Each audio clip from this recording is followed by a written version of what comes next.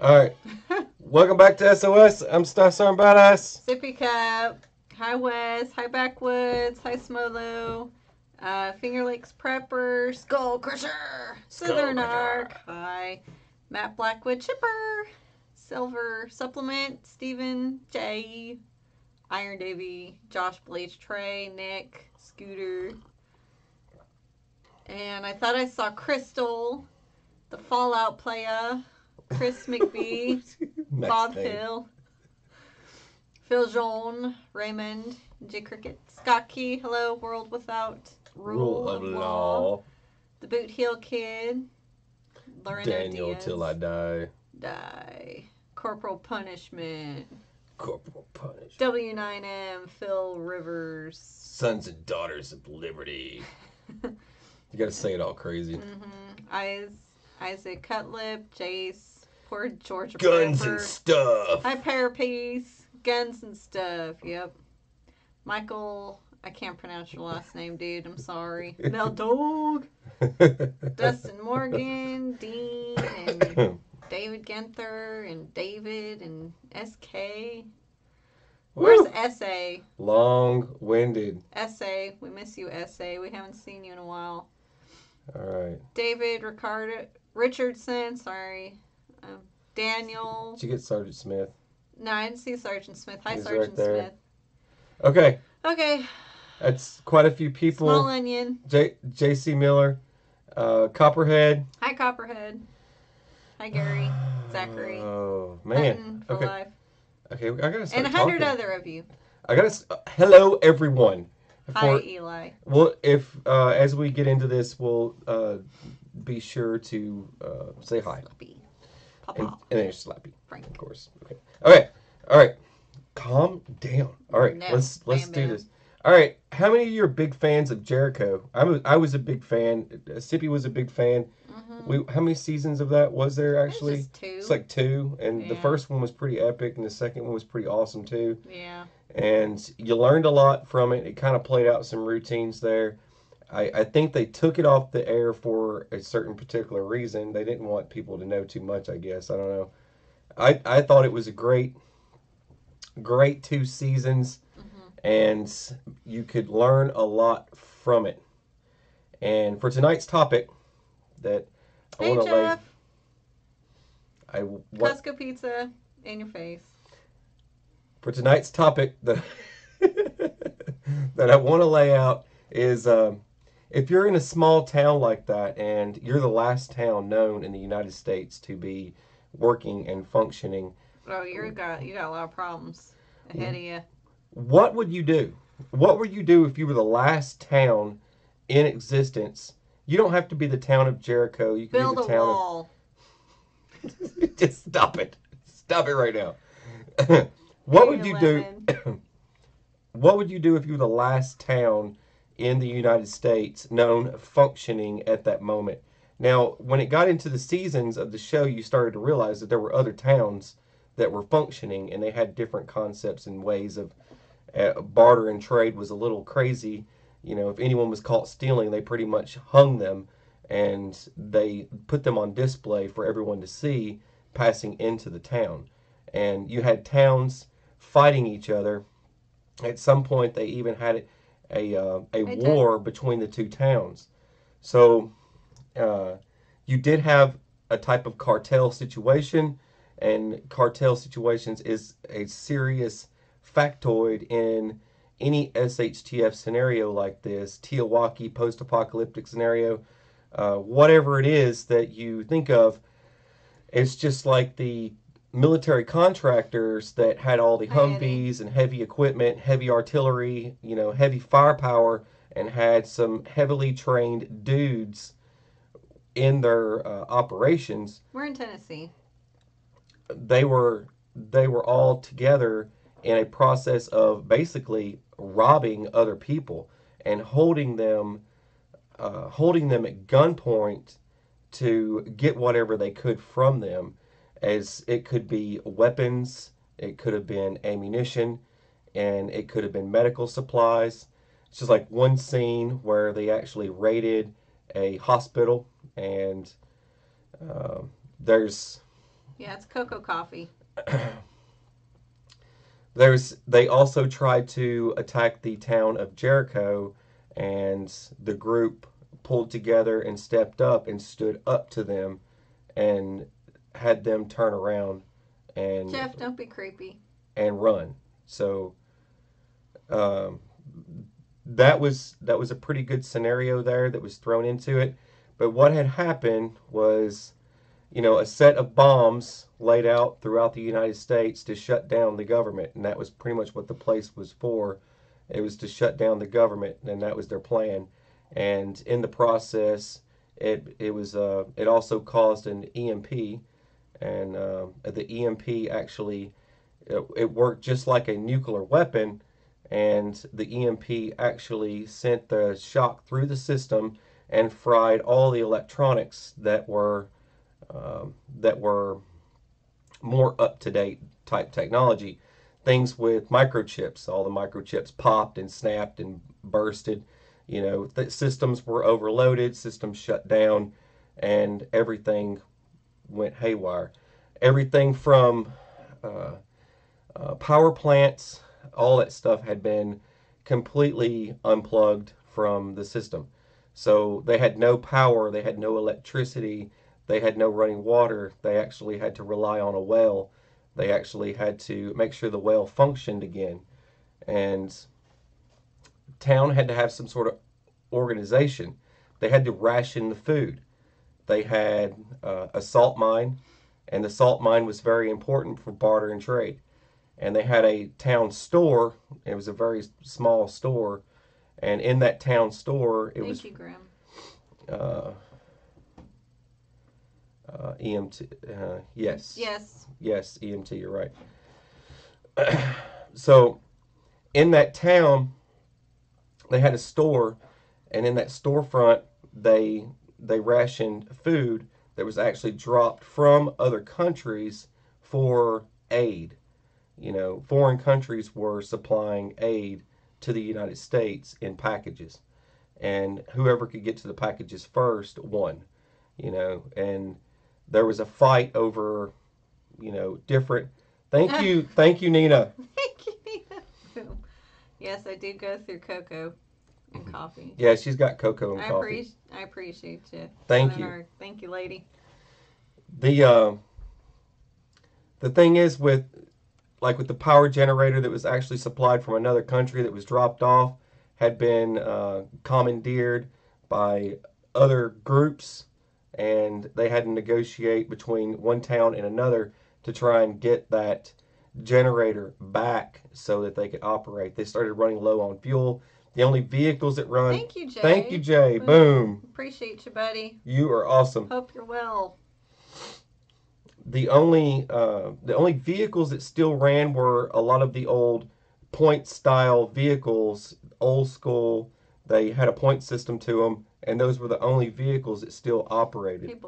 And you could see there was a lot of 60s style vehicles and 70s style vehicles in the show that were a good example. They were showing you that and how all the other vehicles kind of did not work, and then they had to start fixing and repairing a lot of the other vehicles to get them back on the road again.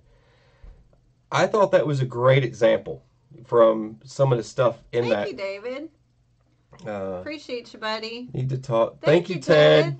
Thank you, you guys. We appreciate you. Met a guy that. We really do. Huh. Yeah, definitely. Rogers met a guy. That's his plan. Yeah, I knew an ex-roommate of mine. He was like, well, what are you going to do? Going through the California fires and looting, and that led me to saying, well, what are you going to do if the grid goes down? And he says, oh, well, I'm just going to take from other people. And I looked at him, I'm like, oh, really? A lot of people say that. It's like, that's a good way to get yourself shot. A lot of people say they're going to steal from other people. A lot of people will say that. A lot of those people, in what their mindset is vulnerability. Game. Okay, vulnerability. Because people can become vulnerable in these scenarios. If something like that was to happen, for example, people, Skull Crusher. Boom. Skull Crusher. Thank you. Thank you, brother. Buddy. We appreciate you. You are awesome. Thank you very much. The thing is, when people become vulnerable, okay, and in situations like that, they can get sucked into these marauders type people, and they have no idea. They have no idea that that's not a real cop. They have no idea that's not a real military personnel. They have no idea, and then they get sucked into these people. I mean, what is it? I was just talking about this today. Ira Painless. But you could, treachery, okay? Someone could trick you into thinking that there's someone that they're not, and you fall for it and thinking they're going to protect you or whatnot, and they get you into the spot and they take all your stuff. It could be that simple. Come with me if you want to live. Oh, sweet, this guy knows what he's doing. Get to the chopper. Comes with him, and then another group of guys come out and take all the stuff. All right, go. Start walking in that direction. Well, it's also like Jericho, people pretending to be the military. That happened. Boom. They go for like everything. They pretended to. It was a group of people. Everything. It was a group of people that had taken the Marine Corps uniforms and the tank and dressed up and impersonated Marines. And they went to the town and told the town that help is on the way, that the government was recovering, and we're here to provide you aid. How much food and fuel and water and all this stuff do you have? And the governor, which was the dum-dum that actually took over, started giving them the full inventory of all the stuff that they had in the town. And this is where the treachery stuff from Marauders comes into play. This is a different type of Marauder situation. Rob the man. These guys are pretending to... Thank you, Dan. Dan Katlash. Thank you, buddy. We appreciate you. Thank you very much. They start showing them everything that they have in their inventory. And he says, I'm going to help you. You'll be the first on my list if you provide me with the fuel and the food and the water and blah, blah, blah. X amount of that. And he says, well, we're going to be cut really short if we give you that. Well, you'll be first on the list to get aid from us. Thank you, Zamcon. So they take it as a sign of hope, and they give them the stuff, and they start to roll out of town. And luckily, they had figured out that it was all fake, and the guys were fake, and they cornered them and took the tank, took their firearms, and sent them packing and walking. And they were only able to call them out, though, because they had former military members. They had former military members in the town that actually heard one of the guys pretending to be a Marine say hooah. Marines say Semper Fi. Marines don't say hooah. So they called him right away. He's like, hooah. We say oorah. It's a big difference between the words that were coming out of an actual Marine and versus someone that was in the Army. There's just different slogans altogether. So you would be able to spot someone right away. Yeah. Keep going. What's this? Spot someone. Oh, just go ahead. Keep going. All right. So they caught the guy, and okay. Are you done doing that? Yeah. I think they took care of it. That's good. Good job, guys. All right. Every now and then we get crazies. It's okay. You guys are doing a great job. I appreciate it. You're keeping the chat friendly, and I appreciate that. This is a friendly channel. This is not a place for profanity and all that crazy stuff. You keep it like that because we don't know who's watching. Anyone, youngsters and things like that, could be watching this channel. I do the best that I can to post content so that everyone can watch and click on it, and they don't have the fear of me dropping any kind of bombs on them in front of their kids or whatnot. So try to be respectful in the chat and be respectful to others, or you'll get tossed. All right. So back to the chat. So that was a perfect example of something like that happening. Another thing that could happen is, all right, this has not a lot to do with the Jericho scenario. Yeah. But this falls into, I just want to piggyback off of a chat with someone else. And in the chat, we were talking about, there's a slogan called just-in-time prepping. Hi, Savage. Okay? Survival. Just-in-time prepping is actually a thing. It was developed almost 10 years ago. How many of you know that? Hey, Train Survival. Almost 10 years ago, they developed this concept for storage inside warehouses. And inside warehouses, almost 10 years ago... You rock, Crystal. Thank you, Charlie. Almost 10 years ago, they developed this concept. It was called just-in-time prepping. And just in time for storage, just in time for everything. And what they did, they wanted to consolidate these warehouses, right? And they didn't want to have large stockpiles inside, say, a Walmart. They didn't want to have a full replenishment of items in their storefront, right there where you shop every single day, in the back end, right? When you go into the back, you would expect to see a full replenishment of whatever it is out there on the floor. That's not how it works anymore. Almost 10 years ago, they developed this concept, and they started developing later on. No, Dan, I haven't. What? Keep rolling. They started developing all these other pieces of technology. So when you scan a barcode, it starts to read, all right, there's one item off our shelf. It starts to calculate all this stuff.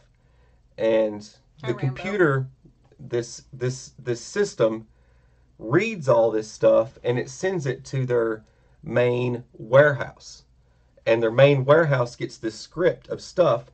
All right, these are all the items that are missing off the shelf. This is what this Walmart or this Target or this grocery store or whatever it is needs to fill back up their warehouse. Hi, Craig. The back portion, so that they can restock their shelves. Mm-hmm. That was all part of a computer program that they put in place to keep from having to store a lot of stuff. Back in the day, 10 years ago, they would have had a full storeroom full of replenishment to put back on the shelves. But since this new concept was developed, they don't have that anymore. Hi, Gary. A truck delivers. There are a lot of links in a supply chain. If something happens to one of those links, it breaks the entire chain. And then people don't get fed. Hey, Jerry. Thank you, Mark. Thank you, Mark. You are awesome. We appreciate you. God bless. God bless you. Thank you for your support. If one of those links get broken in that supply chain, the chain is broken and people don't get food. You ever notice that in a major disaster that all the shelves are empty, even days after, because the system has to pick up. Now, if it's a power outage, then the system didn't even read most of that stuff. It all has to be input manually. So all this stuff that's missing off the shelves might have gotten read by the system, but then when they send this, basic format to the warehouse, and and Billy gets it, and he's like, "All right, man, they need some bread and milk." You know what I mean? All this stuff is on the list, and they need this much of it, and they're supposed to load the truck and take it but they didn't get the list. Days and days and days, weeks. They have no idea. So they have to manually go through. Thank you, Dan. Thank you, Dan. Pull his beard. Beep, beep. They have to manually go through and send this stuff back up. So you end up with weeks. Thank you, Tree Rat. With empty shelves. Hi, just in time. Because they don't have the stuff in their storeroom. It's not there. It all comes from a computer program, which could be fried. And going into electronics, people are relying too much on this stuff. Now, this is for every town, every city, everywhere you go, just so that they can condense the room of a store. Make a store smaller. If you can find a way to make a store smaller, You can put a store anywhere. So even like big cities like New York, Jersey, places like that. Look at California, these places, they don't have room for a massive monster store, and then the extra added storage on top of that. So to keep from bothering with that, they run a computer program to keep the trucks coming. That's why every time you get on the road, you always see a Walmart truck pass by. You always see a food truck pass by. Or it's connected to trains, connected to trucks. All this stuff is connected together. And if anything happens to any of it, we all suffer. Kills the food chain, kills the supply chain. That goes into, just like I was saying, yeah, thank you. Yeah, that is my email, if any of you guys need it. Thank you, Backwards Law. All right. What's that? I'm sorry, I saw He's Coming, hello, said Zoo Jersey, and I was thinking how many people would take their rifles and go to the zoo and get some food. There's going to be a lot of people to do things like that. There's going to be a lot of people that take risk and have no idea. There's a lot of people out there that don't participate in stuff like this. Yeah. Like you. I like to go get a koala out of the zoo just to cuddle with. Oh, stop. That would be my stress blanket creature. My stress creature. It's the end of the world. I want something to cuddle on. I got a koala. You're not a good koala, I'm sorry. She just said she wants to cuddle with a koala. Who doesn't want to cuddle with a koala? I did say I wanted to fight a kangaroo, so yes, you did. It is fair for her to say she wants to. You can fight the kangaroo and I'll cuddle the koala. Well, maybe we should take a trip to Australia together, and I'll go fight a kangaroo and you can go hug a koala. Yeah. How's that sound? That sounds good. All right. Elephant steak. There you go. Elephant steak. Okay. Sounds good, Skull Crusher. A lot of people that don't participate in stuff like we're doing right here and kind of have a general idea are going to be sitting in their homes. The power's going to be out. They're going to hear there's either a massive pandemic going on. We don't care for The Walking Dead. Or they're going to hear that there was a coronal mass ejection. There's a CME, or it could be an EMP from a nuke or a device or something like that. Two different things there. They're different. One does have the same ability than the other, but you have to say, look, they are different. And either way, it would shut the grid down. Good night, Scott. If there was... have a good weekend, buddy. Good night. If there's a cyber attack, it could shut the grid down. But any of these things could happen, and there are going to be people out there that are unaware and unprepared. They're going to sit there like, I don't know, they're going to fix it somehow. Some mechanic somewhere is going to go turn a wrench, and all of a sudden the lights are going to come back on. JC, that's his cuddle creature. What? A sloth. A sloth? Sloths are awesome. He loves sloths. I think sloths are great. They're kind of creepy looking to me, but that's okay. I'd hug a sloth. I don't know about a sloth. They're kind of creepy to me. I don't know. They look like they're smiling all the time. I don't know. Look like they're plotting your strangulation or something. All right, the Fallout players got to go. Good night. Good night. Go. I think he said he'd cuddle a porcupine. Oh gosh. Good luck with it. Oof. All right. Hello, Australia. Honey badger. You got to hug a honey badger. We need to discuss. Got honey badger. Yeah. Rain out. The flu. That's well, the flu. Man, I'm sorry, but I just think it's getting way more hyped up than what it is. I mean, in all honesty, you compare this flu with the Spanish flu. Give me a break.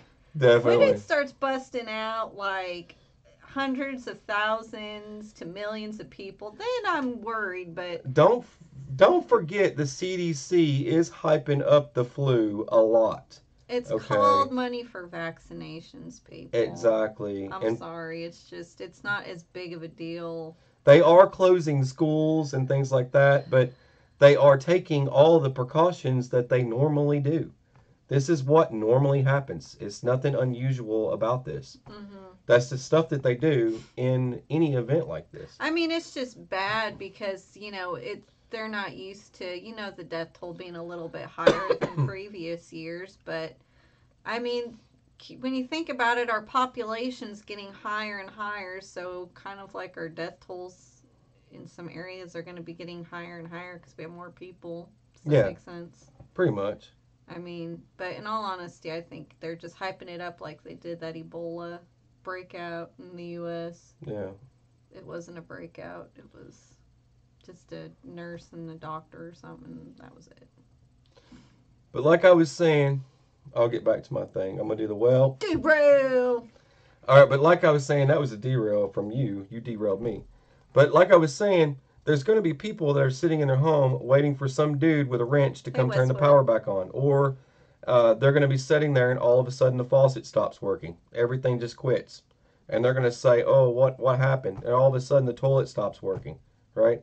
All these things stop functioning, and then they start getting a little concerned. And then, the wife looks at the guy and says, honey, you got to do something. And the guy, of course, totally oblivious to the sounds of people screaming outside, houses getting looted and robbed, totally oblivious to the fact that most of the cars have busted windows on his street, and he just wanders outside. All right, I'm gonna jump in the car now, and I'm gonna go to the local Piggly Wiggly down here and just grab some stuff. I'll see if anybody's got anything. And then he goes there, and then there's marauders everywhere trying to kill him. And then he comes back home like, honey, it's bad out there. They're looting houses and stuff, and then these people will never give up. Thank you, Jay Cricket. Thank you. Boom. Thank awesome. you, buddy. We appreciate you. You were awesome. Thank you very much. The guy's just sitting there still. Wes, you're funny. He won't give up his house. He's not going to give up his house. Most people that are unaware and unprepared won't quit. They cannot fathom having to roam, having to move, having to get out. They cannot fathom having to face the dangers outside. They cannot fathom it. They cannot. It's too stressful. It's not normal for them to do those activities. They go to work, they come home, they go to sleep. Work, home, sleep. That's probably all they do. Or, they watch Days of Our Lives or something. I don't know. But those normalcy, and then this new abnormal environment, these barbarians, these groups of people that are slaughtering people for a kerosene lantern, that is not normal anymore. And finally, fear sets in, and they can finally move to evacuate the town or evacuate the city. If you're in a city and all hell breaks loose, you have to escape. You have to get out. You cannot stay there and wait to die. That is not the route you need to take. You need to try to get out. That is the first step if you're in a city. You cannot try, and this is the truth. Anyone out there will tell you this. You cannot try to hunker down. Great Scott. Great Hello. Scott made it. Yay. Yay. You cannot try and hunker down in a city, in a home. It's not going to be good. Someone is going to try and come. You can sit and trash your yard, make it look like it's already been looted, but supplies run out. You know what I mean? Mm-hmm. Supplies run out. They're still talking about the flu. You want to talk about the flu some more? Mm-hmm. Go ahead, talk about the flu some more. Well, it's like Matt was saying too, that schools closing down, and for him it's the worst they've seen in his parts. And yeah, it's the worst that the hospital that I work at has seen, but it's not overkill, to be honest. I mean, yeah, we have a steady, probably at least 3, 6, 9, maybe 9 patients at most. And on my floor that I work on, that have the flu. But, the problem with flu and vaccines, too, is that if I didn't have to, I'm forced to take it because I work at a hospital. It's communism. It sucks. You have to get a stupid vaccine. Otherwise, I'd never do it because vaccines for flu are pretty useless in the fact that, flu's a virus and viruses mutate because they have to keep surviving. Mm-hmm. And so it's going to change. By the time this vaccine comes out, what they see the flu is it evolves and it mutates into a different strain. And, that's just the thing is the flu it's going to keep... You could have 8 different strains going at once. You could. Different states. You could catch one in one state and one's different than the next state. And the vaccine, is going to be completely useless. And, of course, for children and the elderly, it's going to hit them hardcore. And then you get those crazy flukes like that perfectly healthy 21-year-old, but who knows what his immune system's like. Yeah. His he was a personal trainer. You got to take that in account. Yeah, his antibodies just probably could be on the fritz and not recognize the virus. But I know they're closing down schools and all this other stuff, but honestly, this flu that's going down, to me, it's just getting kind of hyped up. We get them through the... Catnip tea. Awesome. Yeah, there you go, catnip tea. We get them through the hospital, more cases than we've seen, because it was only 300 and something last year, and then it was like 16,000, they said, this year. But nobody's really died. I think just one person, and they were elderly, and they had other complications. So, anyways... Yeah, there's... well, I guess... Anything else you want to say about that before I move on? Elixir help. Well, there's natural remedies that you can use. But there's herbal remedies and stuff like that. You have to be very careful, though, with herbal remedies. If you're taking prescription drugs, you have to be super careful, especially with St. John's wort. It can have some major side effects, and there's a lot of herbs that causes hypoglycemia and are actually natural blood thinners like cinnamon. Yep.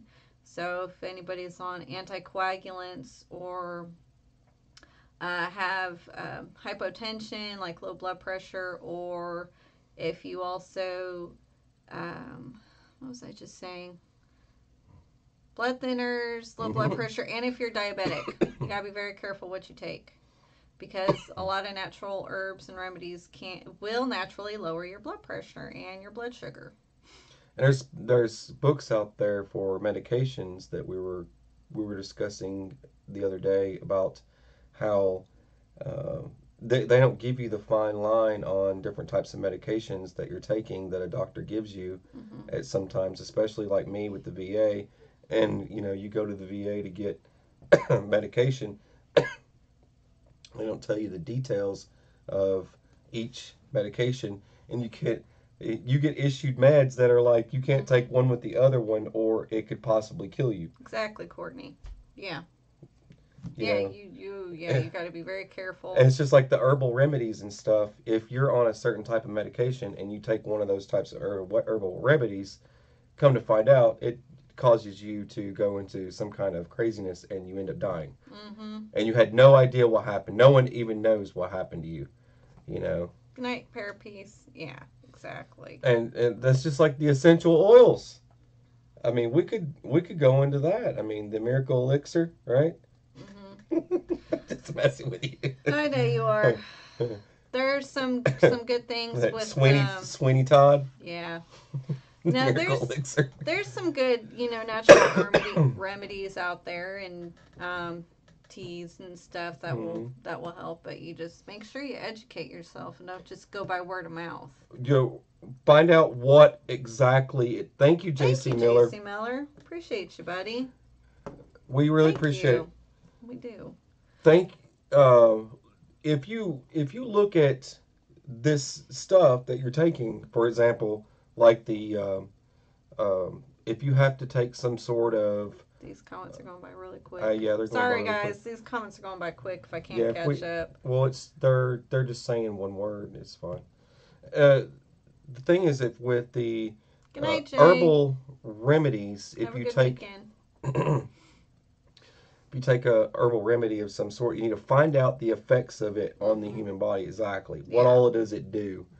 And then compare it to the type of medication that you're taking and see if that would clash in any kind of way. That'd be the best thing to say, I guess, for some people out there. Do research on both. Exactly, too. I think it's, for the cinnamon, it's something like 10. If it's greater than 6 milligrams, I think, a week, cinnamon will definitely get into your blood, blood. It's like a blood thinner, anticoagulant. Hi, Mike. But I can do a video because what were you telling me about? Learning all about sorts of fun stuff. You were telling me about gunpowder today. Did you want to share that with them about the gunpowder, about the nitroglycerin, and how that's how they figured out how to?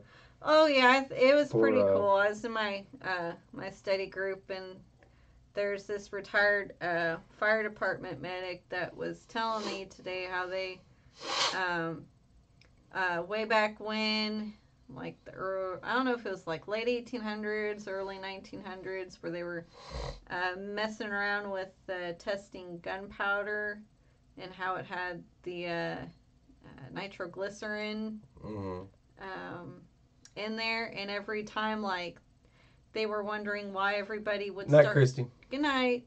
Good night, Christy. Why everybody would start passing out, and they're like, "Holy cow, his blood pressure's dropped." Yeah. And so then they took that and made it into nitro patches or nitro pills that you put under your tongue for people who are especially having like heart attacks to thin out their blood, lower their blood pressure. And then, cinnamon also lowers blood sugar. So that was something that was accidentally found, just like penicillin was accidentally discovered too. It's so crazy how stuff gets discovered, right? Yep, by accident. It's pretty funny. All right. Where was I? I don't know. I threw you off pretty good. Oh, yeah, you threw me off pretty good. Hi to everybody who's just come in. Hello. I was at the part where, the person ran out and then they finally figured out they had to evacuate and that type of ordeal. Those type scenarios. Barter and trade is going to be a big deal. What gun is that, real quick? That's a Mosin Nagant. Everybody's always, it's a Mosin Nagant. Nothing fancy. Super El Cheapo. I think I bought that one for $50, something like that. Back in the day before people knew that they were cool, and then everybody started buying them and freaking out. I bought that one years and years and years ago. Bought a couple of them. It's like, hey, Warren. It's pretty cheap. It was a good deal at the time. Now they're like $400 or $500 to go buy one. It's outrageous. Yeah, St. John's wort's a big one, but it does not help with depression. Really? Like it claims, really. It's a placebo effect. So that's the big one they warn is, St. John's wort can do great many wonderful other things for other stuff, but it does not help depression. Yeah. All right. Anyways, sorry. Derailing again. Where was I? All right. If you're in a city and power goes out like that, water gets shut off like that, and you're sitting there and you start to realize that some crazy stuff's going on outside, and you start hearing just the craziest noises and sounds, it's probably time to start packing up and try to flee the city somehow. I would not try to stick around for that and hunker down in one location. I mean, waiting it out, thinking, because a lot of people are going to think to themselves, if I wait it out, hey, rescue boss, the chaos will be over and now I can leave.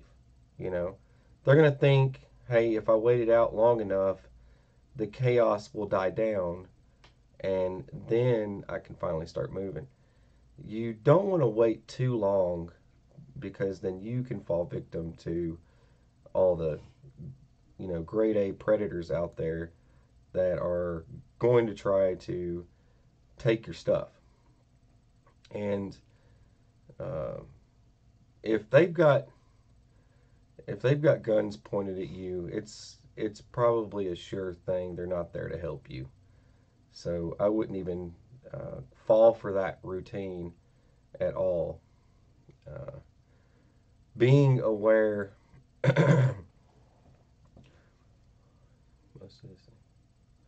Yeah, I'm reading some of the comments. You're gonna. You okay? Need some water? Coffee? Too much coffee. Too much Dunkin' coffee. Well, I need to. It's just after so much coffee, I usually drink water. I got water right there. And I've drank coffee and coffee, and then now I'm like, I need water. You know what I mean? You get so far into it. But anyways, knowing the difference and knowing how to get out of situations, learning tactical driving maneuvers. It's not a bad thing if you live in a city and try to study up on the tactics for driving in combat situations. Looking up. Backwoods. Why are you shaking your head? Huh? Glitter. No, we didn't do it again. No. I don't want to be brain dead. No glitter. Let's stop talking about glitter. All right. Learning about maneuvers in combat situations is probably a good idea. Yes, thank you, Cool Hand Luke. And thank you, Cool Hand Luke. All right. If you learn about that stuff, if you have to escape a scenario like this and you have to maneuver around certain things, because a lot of people are going to give up. They're going to get to. You ever notice that in traffic, sometimes you'll see like an entire line of people waiting, and they have no idea they could have just went around them, and it's open up ahead, and they had no idea. They just sat there in a line of cars, just sitting there. They're lost in the sauce. When somebody else just drives up there and just gets on the ramp and goes. They're all in total confusion, but it's a routine. It's what they're used to. But the routine's not the same anymore when it's shattered. When the routine has been shattered and what you're normally used to seeing has been destroyed, pulling up to a crowd of cars, some people won't even look for tactical ways out of it. Instead of just sitting there, just sit there like looking at it. Instead of looking for another way, they give up right then. Sup, Rock City. And then try the next exit, or they try the next on-ramp, or, they don't even sit and just for a second try to figure out the situation before play a little bit of Tetris in their head to get around it, right? Right. You got to look for those openings and look for those opportunities instead of just, well, that's a fail, and keep going. You can't give up on that stuff. I would think a bicycle, like a motorized bicycle or a dirt bike would be the best. I've already said this, like a motorcycle is the ultimate way out. But a motorcycle is not meant to haul a family. Yeah, it is. Saving Arizona? Come on now. You load everybody on the handlebars and just use a bungee cord and strap them all in. A motorcycle is the ultimate way. If you can haul a small trailer and be able to put all of them in it, but the vulnerability of a motorcycle is the bad thing. You're left open. You're left exposed. Anyone can shoot you. Anyone can clothesline you. clothesline. Exactly. There's a lot of things people don't think about when it comes to motorcycles. Motorcycle is the ultimate way to escape. I inserted a cube? But one open car door causes a motorcycle to go flippity-doo. Not if I insert spikes in the front and a lance and doesn't a cube, matter. A bulletproof cube around me. I can build a bubble around my bike. I'd have a bubble bike. What are you making a Tron motorcycle? Bubble Tron bike. Tron survival bike? Tron survival bike. Tron survival bike. Yes. A bicycle is great. Top speed, very slow. That's the only downside of it. You're going to have to. You're very vulnerable, and you're more vulnerable than what you were on a motorcycle.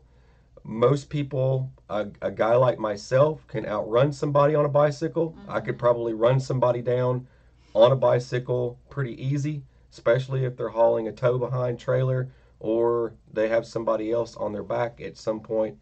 You know, if they're weighted down at all, the average human being that probably hasn't had any food in a few days has already shed a few pounds from running already.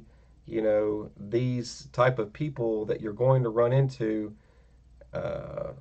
have already been footing it. They have already experienced this stuff on foot, and if they're out there and you pass by them and they want to get you, I'm pretty sure they're going to run pretty fast to come get you, because they're determined. You know, they're determined to get you. Same goes with a motorcycle. I'm just saying. Thank you, Elle. Stuart. Boom. For the bubble bike. I've been reading your comments, just so you know. Don't feel like we're ignoring you. And don't be antisocial. Definitely reading the comments. We appreciate you, girl. Hope you're doing good. But thing with motorcycles, they are vulnerable in other ways too. If a person wants what a guy on a motorcycle has, you know, they could be pushing a shopping cart like some of the homeless that push shopping carts. I'm just saying. You're going to start incorporating things like that into your life. A shopping cart starts looking really good without wheels. You know, if you don't have if you don't have wheels and all you've got is your two pair of Cadillacs on your feet, and someone's coming down that roadway on a motorcycle, a shopping cart plus motorcycle equals a bad day. You know what I'm saying? All they got to do is shove it in front of that motorcycle and it's game over. Why don't you put a bulldozer in front of a motorcycle? I'm trying to give people an idea, okay, of I know how vulnerable vulnerable you really are in situations. Like I'm example, trying to help people upgrade their motorcycles. For example, an average pickup truck, regular standard factory bumpers, okay, gets hit with a shopping cart. Where does the shopping cart go? Into the radiator, into the tucks under the hood. Maybe the bumper, but at some point it's going to tilt as it gets hit. You know, people think they can just hit something at 60 miles an hour and it's going to be an okay day. Okay, I just knock it out of the way. Not everything happens that way. Chances are tilt and then into. That's why you need something to protect from things like that flying into your engine compartment. Another person timed out, huh? Why? That's Dan. Why was Dan timed out? I don't know. You can read his message. To the right. To the right?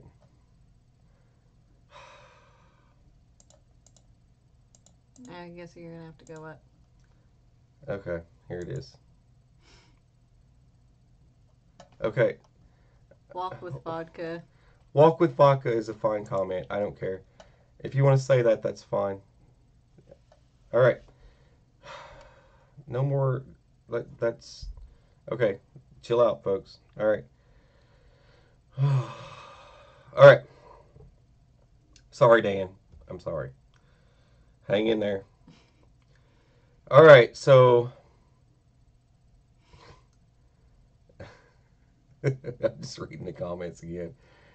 All right, so for example, shopping cart plus factory vehicle. Boom. Shopping cart enters engine compartment. Boom. Bad day. Could damage the battery. Could damage the radiator. Could damage whatever else. Other parts and components. A fan belt.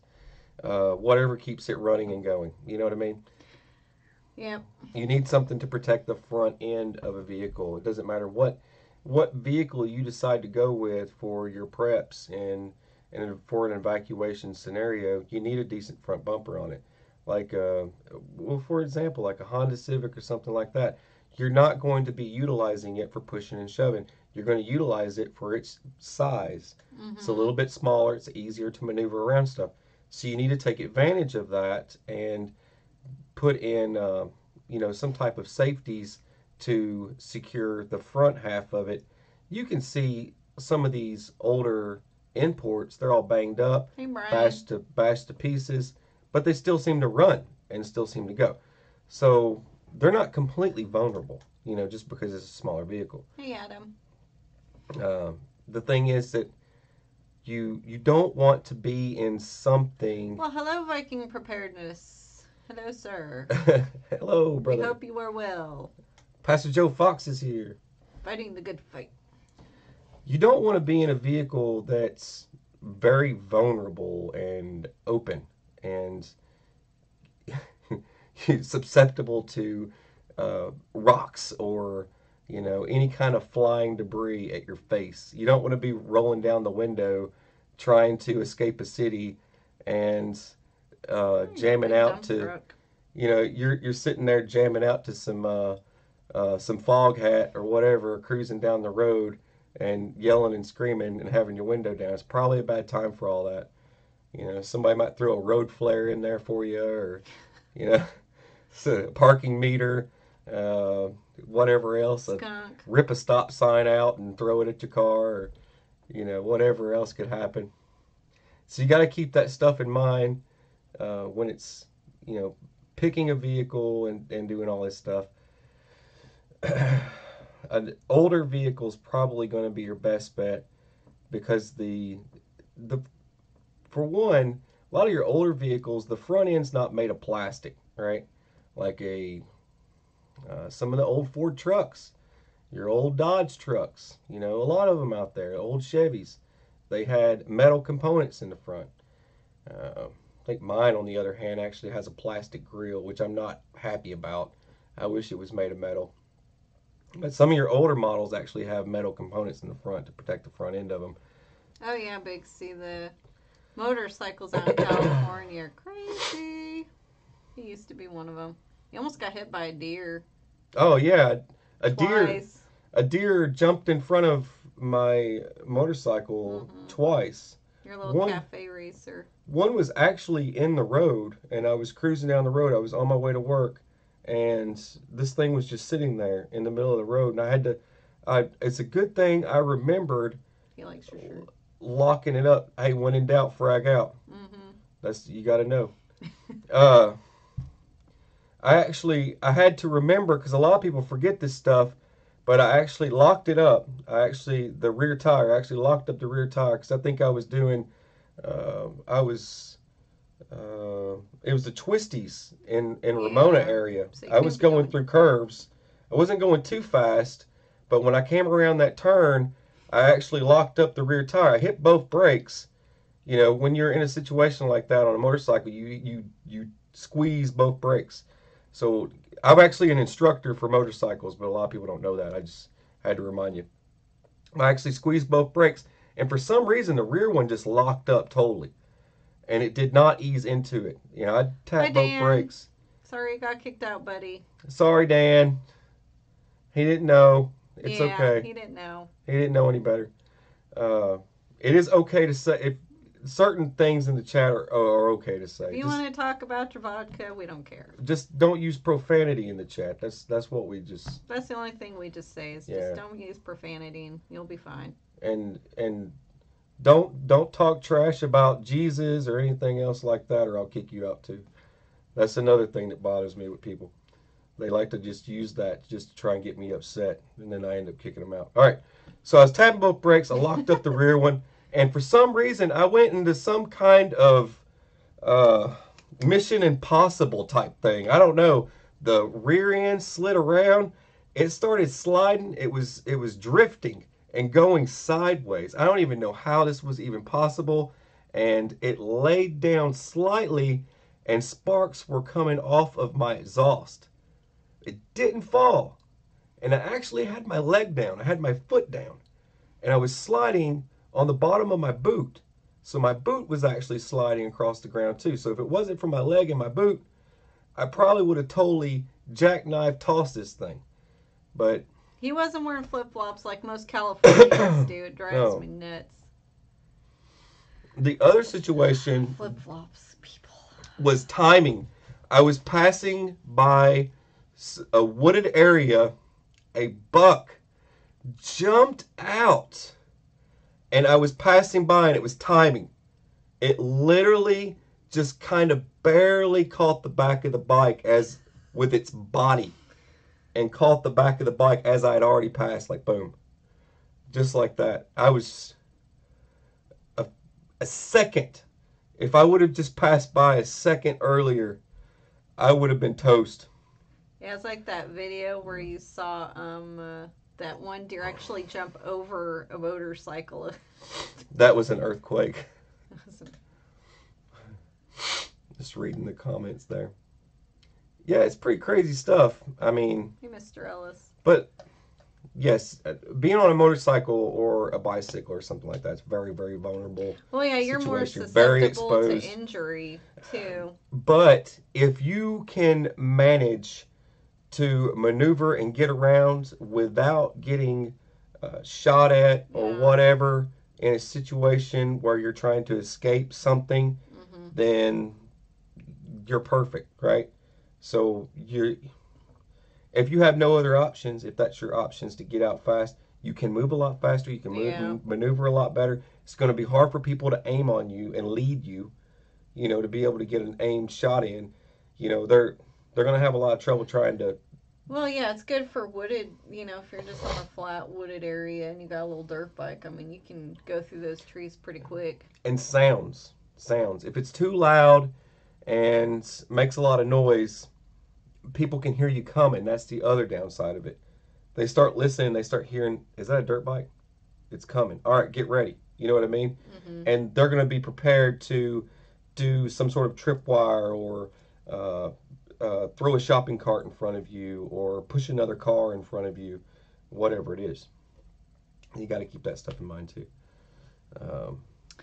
Rescue Boss, we were talking about the flu earlier, and I've heard how hospitals have gone on deferment and other stuff, and I mean, I don't know. I'm not one prone to panic. People, I think, are just kind of freaking out way too much, and yeah, I mean, you got to keep it in the back of your head. It can definitely be a serious thing, but I mean, what can you do? Just wear your mask, wash your hands, and I mean, it's just one of those things where it just depends where you're at. Some areas are going to get hit a lot worse than others.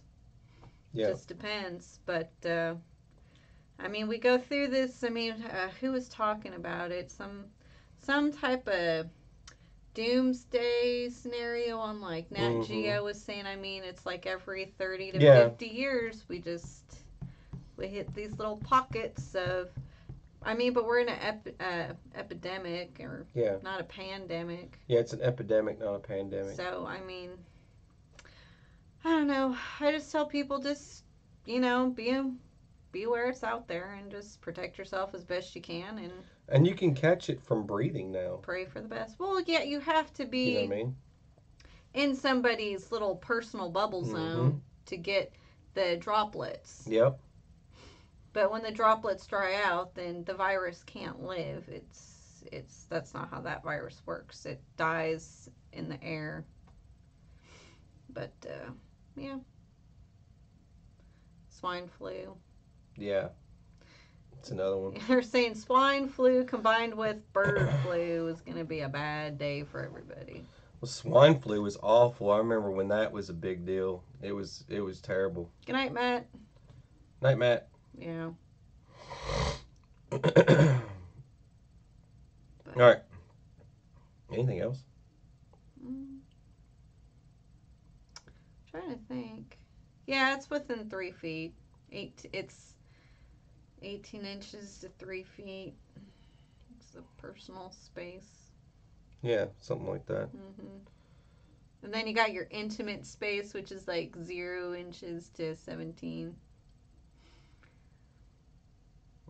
All right, so. Yeah, half an inch, Savage. Half an inch.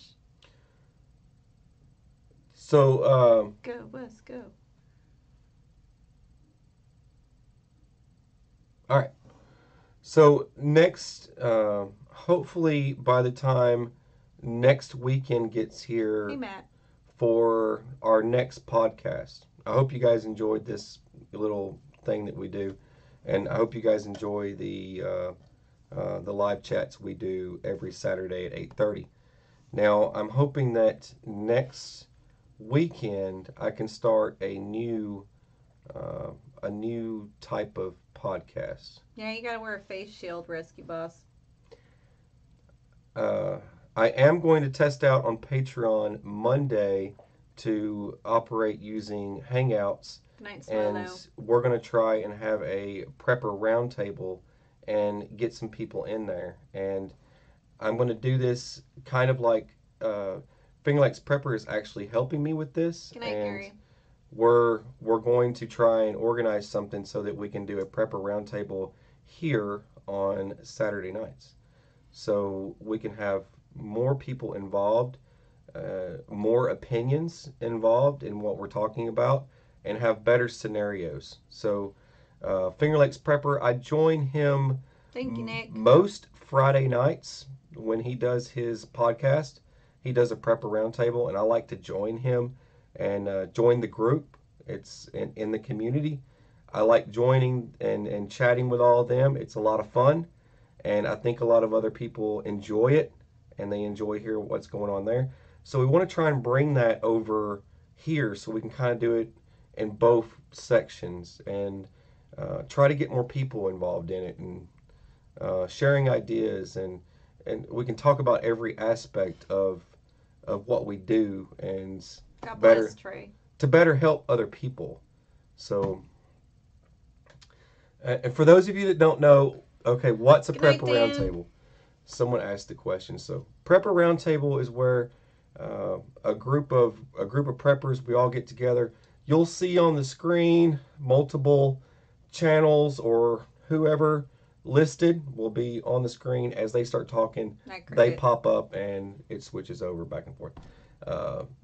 If you're familiar with Finger Lakes Prepper and the way he does his chats, that's what we're going to try and do so we can get more participation and some more ideas. I think it'll be fun. So we're going to give it a try. I'm hoping that works out. We're going to test it on Patreon Monday and see how it pans out and see if we can actually, if it's a go or if I'm having problems with it and I'm a total screw up or whatever. Privateer Prepper. Thank you, Privateer Prepper. Boom. We appreciate you, buddy. We hope you're doing good. Boom. But yeah, we're gonna try doing that next weekend, and we'll. I'm gonna jot down some scenarios, and we'll run through some scenarios, and everybody can give. Instead of you just hearing my opinion on certain stuff, you'll get to hear other people's opinions of the same thing plus mine. So you'll get more ideas on different things instead of just my voice. You'll get to hear other people. So I think it's a great idea. And the little sippy voice. And the little sippy voice. We'll be here just like normal. Nothing's going to change, but we'll have more people to chat with. So it should be a lot of fun. Yeah. If you guys like it, we'll say yay. If you don't like it, nay. And we'll have, plenty of people involved in an opinion. So, but yeah. Yeah. Yeah. No. No. But definitely. But yeah, so I'm not sure what I'm going to do for next week's scenario. I know a lot of people ask. I'm jotting stuff down in my field notes now. And someone was asking me what's the new book that I'm reading, and I have started reading Camp Zero. Oh. Sheen Ellis. Sean Ellis. Sheen. Sean. Sheen, it's not like sequence here. Anyway, can't see, it's like backwards here. I'm reading backwards. You ever read backwards? No. All right. Anyways, Camp weird. Zero. I'm normal. That's the book that I'm reading. What is it about? It's about it's like a training camp for survivors, and they take these guys in and they start training them in survival skills, rock climbing, and all kinds of crazy stuff in the event that they survive the apocalypse type ordeal. It's one of those type of books. It's survivalism, science fiction. Everybody knows I'm a big fan of this stuff, and I like reading it. And this is the book that I'm reading now. If any of you guys are curious about that, that's what I've picked up to read. And Book of the Month Club. Are we having this book is club? I love you have to be this little squirrel smarty pants over here that has to comment in. The BA book club. What do y'all think? The BA book club. Seriously? BA book club. Seriously, this is what we're doing now. BA book club. Now you're making fun of the book thing. I'm not. I think it's awesome. People need to read. What are you reading now? You picked up the other book. I'm reading mental health, pharmacology, med surge. Okay, her stack of books to read is like this big. Okay. Tracheostomy stuff and all that jazz. She has 1 second after in her bag. That's the book, the science fiction she's reading right now. For those of you who don't know, but this is book 1 of this. I'll see where it goes. See if I even like it. If Oprah's list of approved reading. Yeah, Chipper, you got it, buddy. They're like BFFs too. Ridiculous. They go and have picnics on the prairie and all sorts of stuff. Oh man! Right there with Canterbury. The BA book brawl. Y'all want a sticker? Just mail me a sticker. I'll mail you a sticker back. That's usually what I do. I got stacks of stickers. BA kidding. You guys are so ridiculous. Like kitty circles, kitten circles. You guys are so ridiculous. Yeah, we'll mail you a free feral cat. Silver, thank you. Thank You're you, Silver awesome. Supplement. We appreciate you, buddy. Dynamite. Boom. Thank boom, you. Boom. Thank you very much.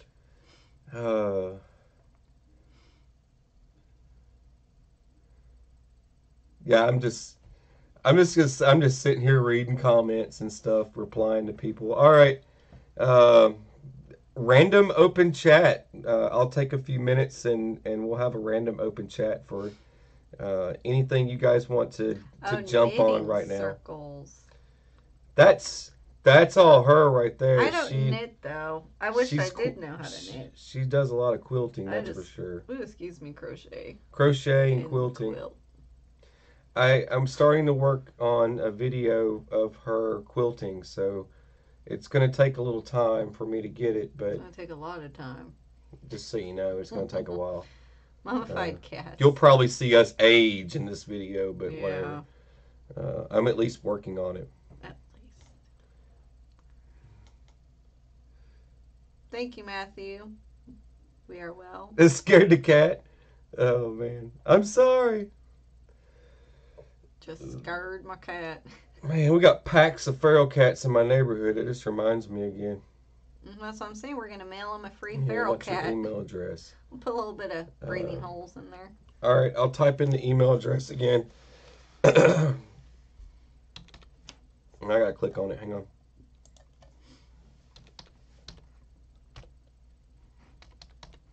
Good night, Great Sculpt. Yeah, I'm trying, Southern Arc. Quilts take a long, long time. This big one that I did, it's almost a king size one for my sister. I mean, if I were to do just like how many hours straight with no pee breaks or eating or sleeping, I probably have put in a good, I don't know, 5 days worth straight. Yeah. And I'm not done yet, but I'm getting there. How about getting... Learning to weave. I wish. Getting scammed in Crystal. SHTF. You will get scammed in SHTF. There's going to be a lot of people that have these El Cheapo knockoff style knives and stuff. I did a video about this. I actually talked about scams in SHTF when I did my barter and trade. If you go back and watch my barter and trade video. What do you mean by emergency ditch medicine? But you don't want to go scamming people, because if it's a person you want to trade with all the time, if you scammed them once, they're not going to trade with you again. It's going to be game over for you. You won't be able to trade. Remember, don't trade solids for liquids. I'm just saying, it's that simple. You don't trade something that's like... I believe it, Ashley. It's a long time, man. You don't trade like a knife for food. You know what I mean? That's not the kind of barter and trade you want to do. I've been working on this one for like 6 months. There's a lot of stuff that goes into the barter and trade. You don't say... I just say something simple like, don't trade solids for liquids. That's just what I say. You can say whatever you want to say. That's just how I say it. But when it comes to... Hey, bug out. You could get a, what a bad deal is a bad deal, right? And if you get a bad deal, and then also rip-offs where... Thank you, Backwoods. You do the trade, but there's no return. You know what I mean? They rip you off totally. But that would lead... you know what that would lead to. That would not end well. Oh, you should read this comment. It's pretty funny. This one right here by J.C. Miller. Yeah.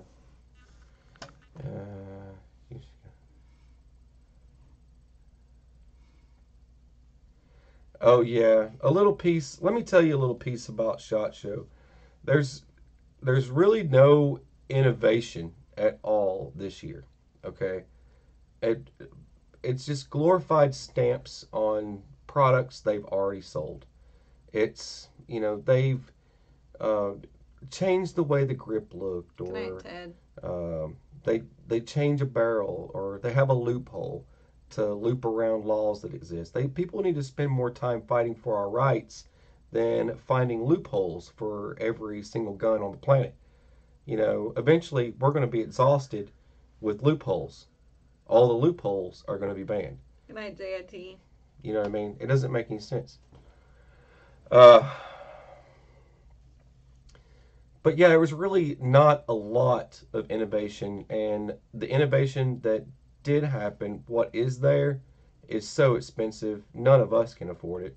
You know what I mean? We can't afford that stuff. Right? It's outrageous. And they're developing guns now that can only shoot 50 yards. Why? Why do Yeah, the Ruger 9mm carbine is great. That's probably the only innovation I've seen this year. Out of everything. I have a combat field the medic. UTS shotguns are garbage.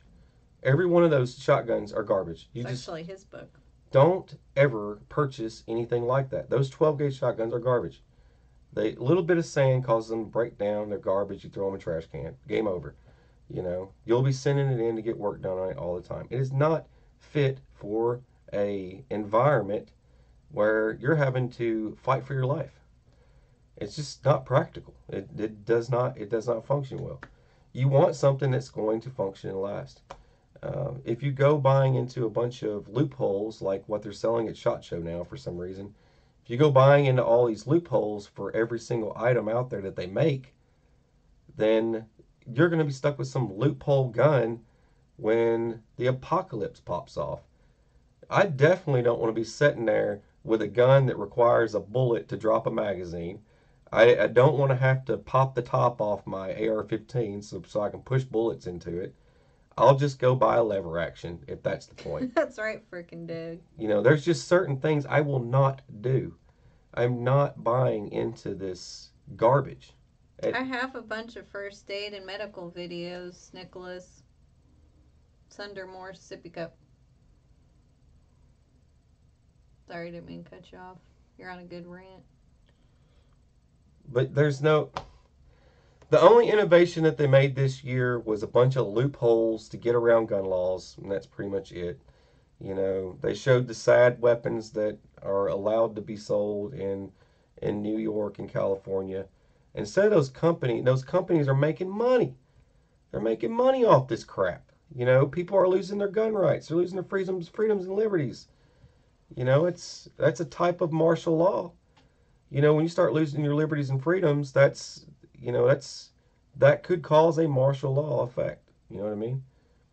It's only a matter of time.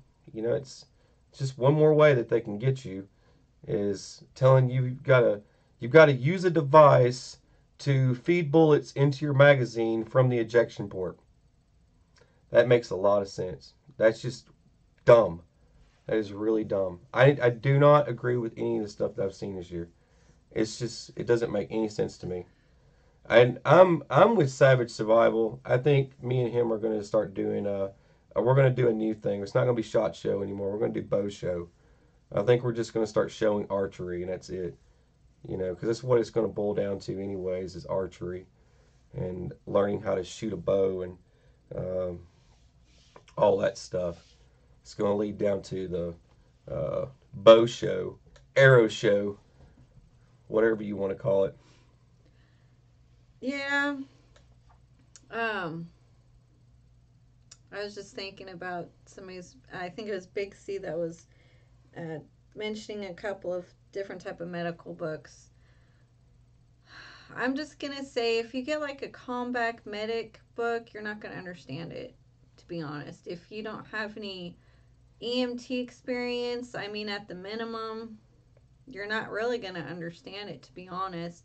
Very few people can read medical books like that without any experience and know how to do it. So just be careful what kind of medical books you get into, because it's like another language, to be honest.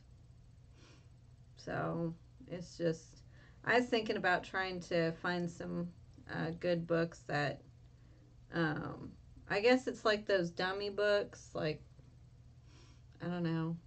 I'm not talking about basic first aid. I'm talking about some other people want to know about different type of medical skills with like splinting and bleeding control, because there are very important factors that you do need to know, and you know, some of these books won't cover it, so you have to be careful too about things like that.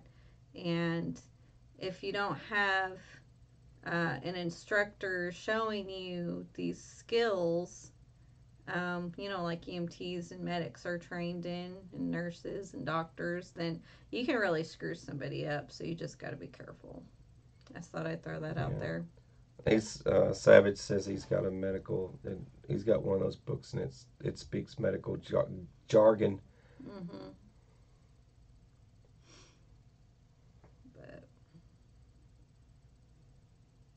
Yeah, move to Tennessee. Go ahead. It's only a matter of time. I was telling it was one of these major channels. I think they're like 1 million or so count whatever type people, and you know it was a new product that came out, okay, and it's battery powered, and it's a gun lock for your pistol or whatever. It basically slides into the chamber, and you set it, and it's on, right? Fast react is, you just twist in your little combo, slide your finger. It has a fingerprint scanner, reads your fingerprint, and then you rack the slide, and it ejects the lock and loads a fresh round from your magazine into the chamber. That's great. Okay. My question. I had a legit question. I guess everybody thought I was just trolling on them, but I had a question. It was, what do you do if the battery dies?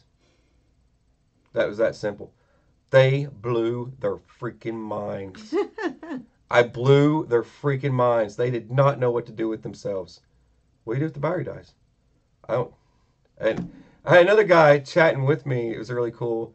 he's a Jeep guy. He has a Jeep channel. He's chatting with me back and forth. He's pretty funny. As we were, uh, he said, well, you better get really good at throwing firearms.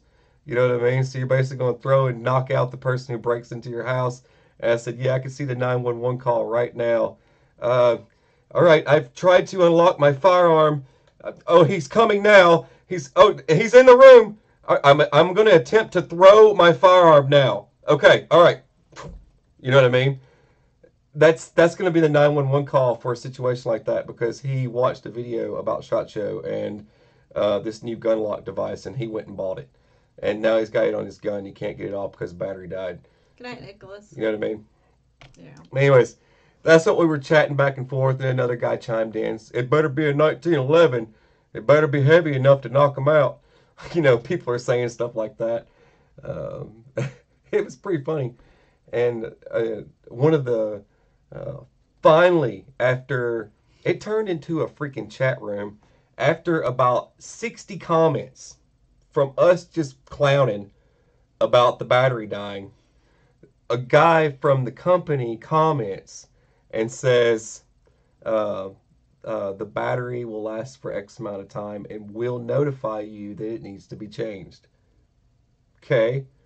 So, just to keep it going, I had to say something else. What about an EMP? So, I had to do it. I just said, what about an EMP? That was it. Blew his freaking mind.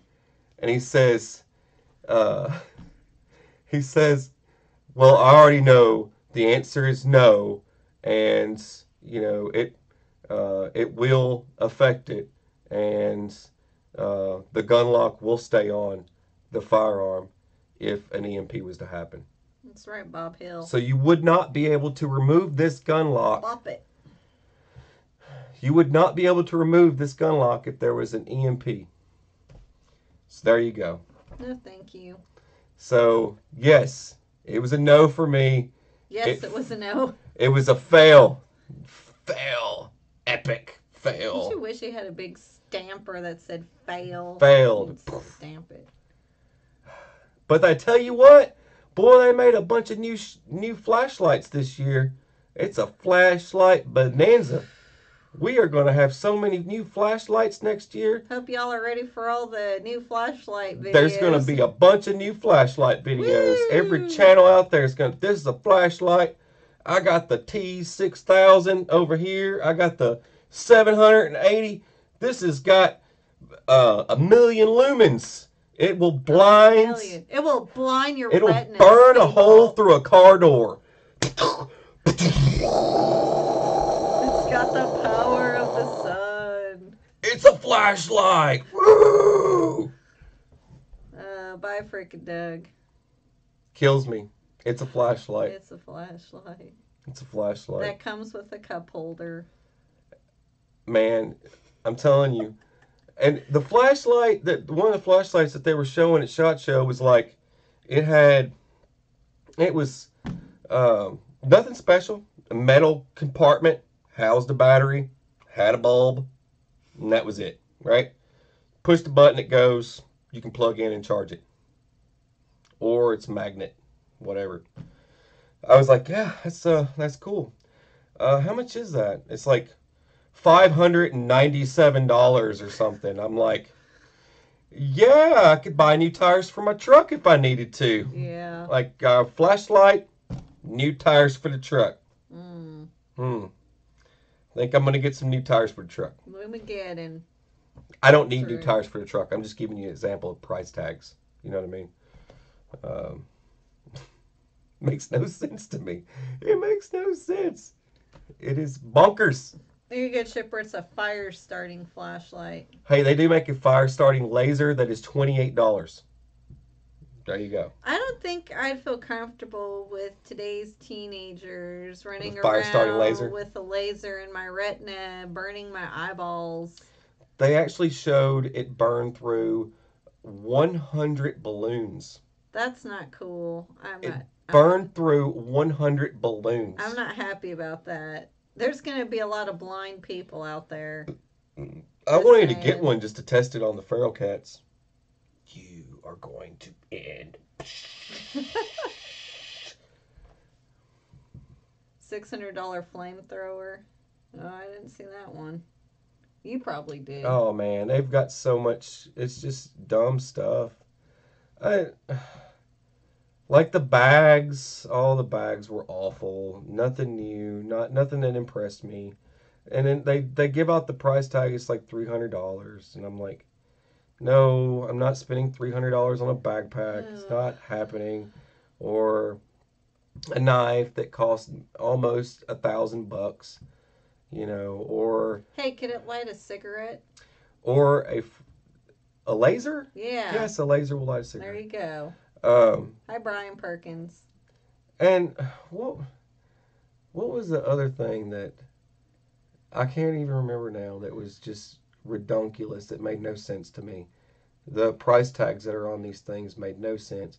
Like some of the new firearms that are coming out, if you just wait. Strobe flashlight with those, that'd be funny, Crystal. And some of the stuff they're showing probably isn't even going to be out or approved yet to even come out. So that was irritating because some of the, like, I get to the end of the video, it's like, oh, well, I think that's cool. I'll say, that's cool. And it gets to the end of the video, it has not been approved yet. Seriously? Tease. Like the guy actually says it hasn't even been approved yet. Dang it. Well, why am I watching this? It's not even approved. Good night, Adam. Anyway, you get the point. We're about ready to call it. We calling it. Mm-hmm. I think we're pulling the plug. Yep. All right. We've been on here for an hour and 30 minutes. That's pretty good. Mm-hmm. Hour and 30 minutes, guys and gals. I think we're going to call it. Wes us doing the show, or Savage, or who? People were inquiring Wes. I don't know what's going on. Yeah, Wes will probably do it. Okay. Did you see the clock that folds in half? There's so much crazy stuff. I don't even keep track of it. There's all the guns that failed the weapons trials, and then you had the gun that passed the weapons trials, and all this stuff that... Did it pass the bunny trials? Bunny trials. All right, guys and gals, I appreciate... Cuter than a bunny. I appreciate... we appreciate each and every one of you showing up every Saturday night at 8:30. We love you. You are all awesome. Nancy. And we love this awesome super duper community. Mm-hmm. Probably the best freaking community ever to be on any place for anyone to go and chat and hang out. Okay, wait. Nina doing the after show? Who's doing the after show? Nina? I don't know. Southern Arc. Okay. I'm just seeing. I said, I don't know if she is or not. That's what I said. Okay. Savage is saying head to Southern Arc Homestead. Southern Arc Homestead is doing the after show, so head on over to there. So click on Southern Arc, and that'll take you over there. She's got some good stuff. Okay, she's got good stuff. All right. Yes. Okay. Semper Fi, do or die. Boom. Prep or die, right? Boom. There we go. Nice. Semper Fi. Yes. Southern Arc Homestead is doing the podcast after this. Okay. Yep. All right. The little after show. All right. There you go. Thank you, guys and gals, for coming and hanging out with us. We really appreciate it. We love you guys. God bless each and every one of you. And don't forget to share with everybody else that you think would enjoy this. So that's all I got to say. And that's it. Yut. All right. Take it easy. Stay sane.